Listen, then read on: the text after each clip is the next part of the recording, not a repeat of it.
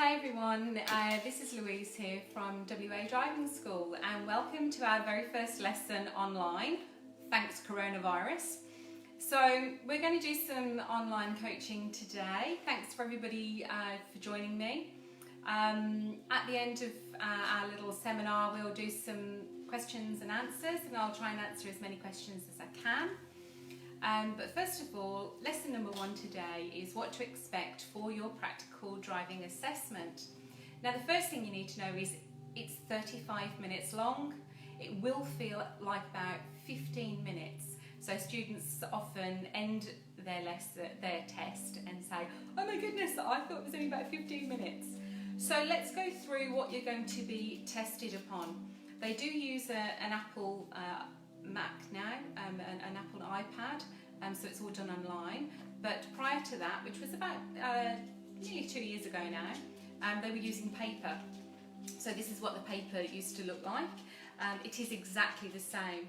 So when you take your practical driving assessment, you're judged on 5 sections, okay? Sections 1, 3 and 5, that's your general driving around. So they're going to judge you on stop signs, please do stop, give way signs, try not to stop, roundabouts, looking in your mirrors, your general driving around, scanning your intersections, your movement and your flow, okay? So we'll go through those shortly. But sections 1, 3 and 5, general driving around. Now you're going to get marked out of 6, so you're going to get a tick for doing something correctly or a cross for doing it incorrectly. And that means either omitting something, so you've forgotten to do something, or you've done it too late, or you've done it too early. Okay, so you're going to get a tick or a cross. In sections 1, 3 and 5, they're marked out of 6. You've only got to get 4 out of 6, so you can make 1 or 2 mistakes, no drama, still pass. Sections 2 and 4 are your requirements for tasks. There's 2 tasks that you need to do. We don't really know which order they're going to do them in. They can do stopping for shopping first or second. Stopping for shopping is basically parking. So you'll be driving along and they'll say, oh, see this shopping centre, for instance, coming up on the left, just pull in there and park anywhere you like. They usually apparently say park anywhere you like. Occasionally they might turn around and say something like, can you please park next to a car? Or can you please reverse park? Okay? The fact is you're going to have to do 1 forward park and 1 reverse park. The next thing that they're going to ask you to do is left something behind. Now, with left something behind, that's an exercise that you need to really practice. Basically, you'll be driving along the street and they'll just ask you, okay, can you pull over and park, please? You're like, sure, no worries. Mirror, signal left, pull over and park somewhere nice and safe and legal. Do not, I repeat, do not block anyone's driveway, okay? Look where you're going, you're looking for a safe place to spot. Look for white H's on the road. Remember, a white H is for hydrant, which is where the fireys go. And by law, you must be a minimum of 1 metre away from that. Basically, if you can see the H in front of you, or you can see it in your rear view mirror, you're about 4 metres or so away from it, so you're fine. So you'll pull over and park, and they'll say, okay, we're going to do the exercise, you've left something behind. And you'll be like, sure, no worries, this is my house. So you need to actively remember where your house is, because this exercise is about starting and stopping in exactly the same place, give or take a metre. So you've pulled over to the side, you've parked as close to the curb as practically possible without touching. Don't worry if you clip the curb, you only lose 1 mark. It's not a drama, okay? You're going to lose 1 mark if you clip the curb or if you park too far away, okay? So in lessons you should be doing and practice with, you know, your supervising driver, mum, dad, brother, sister, relation, friend, whoever. You should be practicing just pulling over and parking so you're nice and comfortable so that you can feel where you are next to the curb. So you pull over and park and you say, okay, this is my house. Now, huge tip here, you do need to actively remember what your house is, okay? So you need to actively remember. So you look at I always say start from the top. What's the roof colour? Okay, this is my house. Roof colour is dark. House colour is light. Garage is double and it's cream. The garden is nice, scruffy, fabulous. Try and pick out something that you can see, something big, okay? Has it got a load of palm trees? Has it got a wall? Has it got a, oh my goodness, we love boats and caravans and big trailers full of rubbish because generally speaking, they're not moving, okay?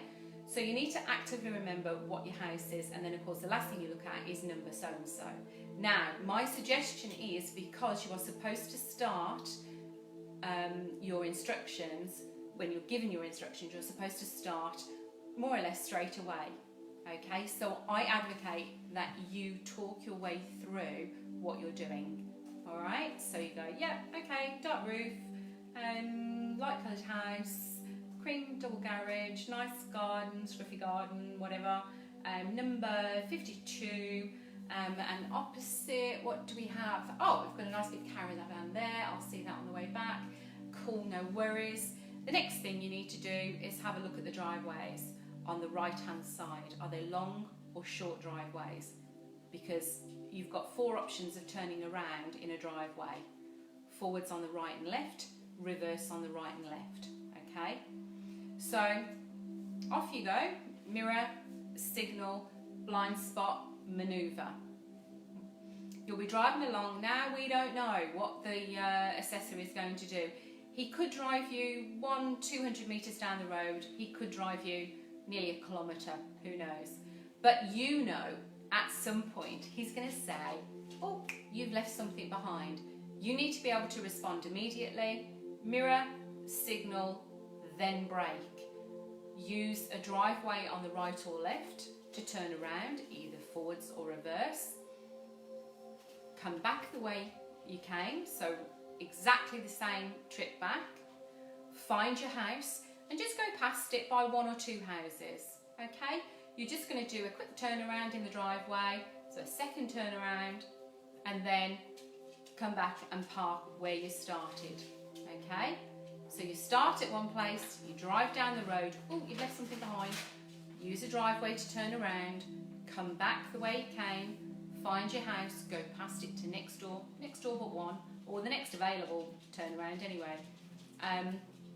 Second turnaround, come back, mirror signal left because you're parking, okay? Now remember, if you're asked to park, okay, you do need to put your handbrake on, okay? So it's mirror, you come to a smooth stop, check your mirrors, still safe to stop, cancel your signal, put it into park, and put your handbrake on. And that's it. So for parking and for left something behind, you get 12 points. Again, you've only got to get 8 out of 12. So you can make 3 or 4 mistakes and still pass, not a drama. Nobody is expecting you to be perfect, although, if truth be told, I expect you to be perfect in a lesson. Because hey, you're paying for a professional lesson and I only teach you to do things perfectly, okay? However, if you check out the live student videos that I take straight after the test for those students that are comfortable doing that, I do ask you, so do tell me, what was easier, my lesson or the test? Oh my goodness, the test was so much easier. So, you are not expected to be perfect in the test, okay? So there you go, that's an overall sort of review of the test. And just to sort of explain to you why you're going to get a tick or why you're going to get a cross, we've got several things that they need to check you on. So we're looking at looking. Now looking would involve obviously looking where you're going, checking your mirrors, your rear view mirror, your side mirrors, checking your blind spots. Remember, if you're reversing, turn around and look behind you. You need to look straight over the back windscreen wiper, okay? You need to demonstrate to your assessor, hey, I know what I'm doing, okay? So looking also means scanning your intersections. So as soon as you can see a roundabout, a crossroads, a T-junction, you need to be just scanning your intersection to say, okay, I'm coming up to this, what can I see? More importantly, what can't I see? Because what you can't see, for instance, if you're coming up to a crossroads or a roundabout and there's all houses and you can't see what's to the right, you need to have that last few meters, probably sort of 8 to 6 meters, you need to slow right down because you need to be looking to the right, because that's where your point of impact is, okay? So you need to be looking to the right. As soon as you can see safely up to the right, that's when you know you can pull out and nobody's going to hit you in the side, okay? The next thing they're looking at obviously is signalling, so you need to signal on time, not too early, not too late, and not to forget. They're also looking at flow. Now, flow means a few different things, but basically imagine how a river flows. Well, that's basically how you drive, okay? So you're looking at smooth transitions from one thing to another, one movement to another. And they also judge you on movement. Movement also includes speeding. Now, for goodness sake, don't have a heart attack if you speed, okay? Just hit the brakes, okay? You will definitely lose 1 mark. But if you have, say, accelerated a little bit too quickly and got up to, say, nearly 60 and gone, oh my goodness, it's a 50 zone, just brake nice and firmly, go immediately down to 50. Because if you make a beautiful correction, then they're not going to fail you unless it's really excessive speeding, but they will just, you know, you'll just lose a point for movement. I did have one student who said, oh, I went straight up to, you know, like 58 in a 50 zone, so I just was like, oh, failed, so I just stayed at 58. And it's like, really? That's a really good decision. What about a policeman standing behind a tree with a speed gun? Do you think it would have been a good idea to drop down to the legal speed limit? So that was just a student panicking, okay? So all you've got to do is, if you make a mistake, that's fine. We're all human, we make mistakes, okay? The assessment is not looking for you to be perfect. It's looking for you to know what you do. So if you make a mistake, just correct it as soon as possible. Pathway. Now obviously we drive on the left. So on our side of the road, there are 3 pathways. So imagine that this is our side of the road. We drive in the centre pathway here. If we're turning left, we generally tend to pull slightly to the left and follow the left pathway to follow the curve of the road around. And if we're going to turn right, then do not stick your bottom out and block the road. Gently pull to the side, on the right hand side, and pull nice and close to the centre line on the road. Now, a lot of the time there isn't a centre road line, so this is where you have to use your imagination and use your observation. Look to see how wide the road is, where the imaginary centre line is, and get nice and close to it, okay, waiting to turn right.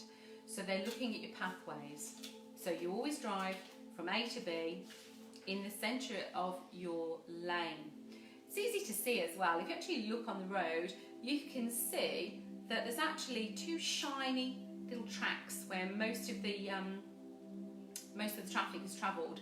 And on old roads, you can even actually see the camber of the road where it's flat on the inside and outside and drops a little bit, and it's higher in the centre.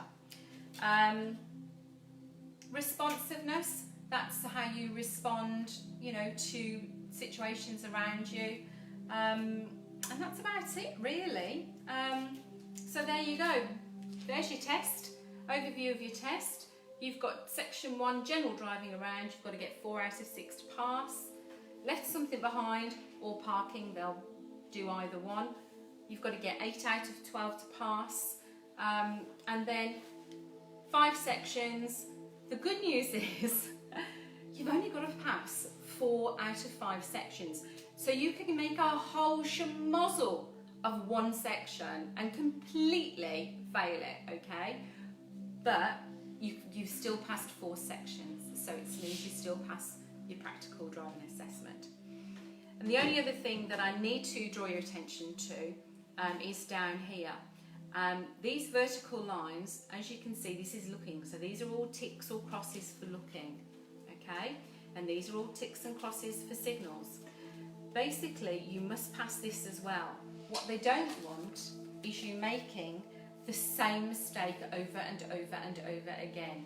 So if you are, for instance, just not signalling at all, and you've passed your whole test, you've passed all the sections, you've got 5 out of 5, you've passed everything here, but you never once signalled, for instance, all through the test, you would fail your whole test on the signalling, okay?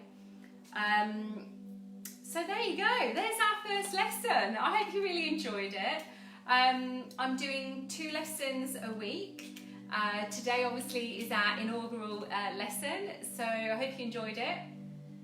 If you've got any questions, I'd love to answer some questions. You can contact me on obviously WA Driving School Facebook page, and you can comment on this video today. My next lesson will be on Thursday at 11 AM. So while we've got the coronavirus, or the beer virus as I like to affectionately refer to it, I'll be doing online lessons for you. It'll be every Tuesday at 4 PM and every Thursday at 11 AM. Obviously, if you're not available to join at those times, you can always just catch up later. And I'd love to take some feedback from you about what you'd really like to learn, and I can talk you through it. And just remember that when you do something in reality, and then when you do it as I am, sat down, and you do it in your imagination, the same neurons in the brain fire, okay? So the brain does not know the difference between reality and fantasy, because the same neurons fire in your brain. So talking it through, doing little diagrams is absolutely fabulous for you. That helps you remember it, and let's face it, it's all about remembering it.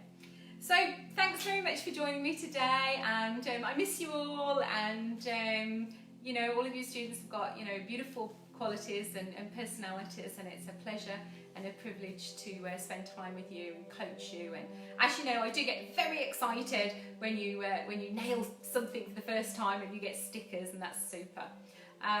So yeah, keep in touch, and hopefully I'll see you all again on Thursday at 11 AM.